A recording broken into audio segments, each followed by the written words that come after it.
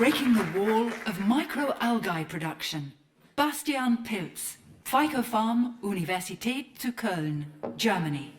Good evening, everyone. I'm here to tell you today how we plan to revolutionize the world of biotechnology by implementing new technologies for microalgae production, making it more cost-effective and more environmentally sane. So we start by looking at what are microalgae. Microalgae here in this tree of life, you can see all the black ones are considered microalgae, very diverse group of organisms. They are found in almost all branches of this tree of life.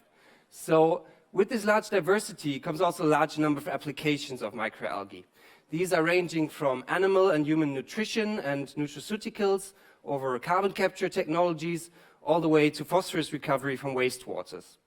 Now, what unifies these diverse organisms is that they are simple plant-like organisms which need only sunlight, nutrients, CO2 and water to thrive. Now, traditionally, microalgae are cultivated in suspensions, such as you have in this bottle here. These suspensions consist of about 99% of water and only 1% of algal cells. Now, this makes these systems rather inefficient when it comes to the pumping, the moving of this large mass of water, and mainly the harvesting of the biomass to separate it from the water. We can say that this is a true statement. The new alternative system are porous substrate bioreactors, which have been developed at the University of Cologne over the last decades. And surprisingly, we can cultivate the same amount of biomass as in this bottle on this little biofilm here.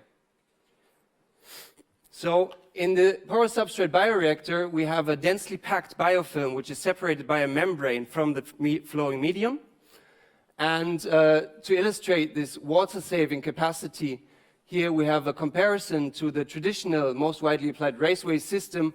We can save up to 1,000 times the amount of water by using PSBR systems to produce the same amount of biomass. This is what a prototype looks like as they are being built in our lab. You have these sheets where microalgae are cultivated on both sides. Water is slowly pumped by low-energy pumps and is applied by drip irrigation systems to the top of these sheets. At the moment, we are working on industrializing these systems and professionalizing them. Very open to speak to people who have interest in this as well and who have experience. Well, our vision is to place microalgae on the map of biotechnology on the same level as yeast and bacteria already are. Questions, and everyone? thereby add a sustainable building block to the circular Two questions economy. in the front. How thick is the film before, how thick a film can you use before the light becomes a problem, getting the light in there?